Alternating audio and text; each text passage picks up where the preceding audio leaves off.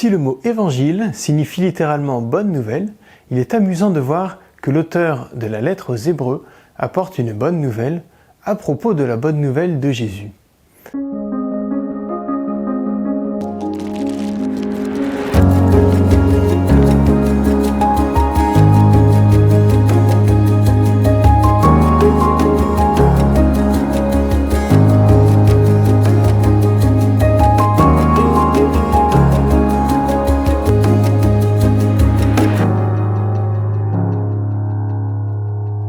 Si le mot évangile signifie littéralement bonne nouvelle, il est amusant de voir que l'auteur de la lettre aux Hébreux apporte une bonne nouvelle à propos de la bonne nouvelle de Jésus.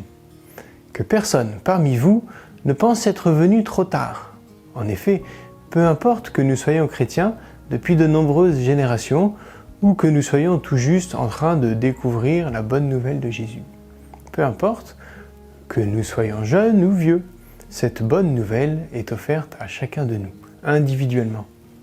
Après tout, Jésus ne recommande-t-il pas d'avoir la foi d'un enfant? Car c'est bien de foi dont il est question ici. Or, que nous permet de faire cette foi? À vrai dire, beaucoup de choses. Elle nous permet de vivre une relation avec Dieu, de surmonter des obstacles, de percevoir la vie sous un regard nouveau, d'espérer malgré les circonstances. Mais ici, il n'est pas question de tout cela, il est question de repos. L'auteur de la lettre aux Hébreux nous présente la foi comme un moyen d'entrer dans un temps de repos. Dans notre société bâtie sur l'activisme, où la qualité d'une personne se juge souvent sur les résultats à court terme, le fait de vouloir se reposer est généralement associé à de la paresse. Or, notre texte présente le repos non seulement comme une vertu, mais plus encore comme un cadeau de Dieu, comme une bénédiction. Oser se reposer, c'est faire un acte de foi.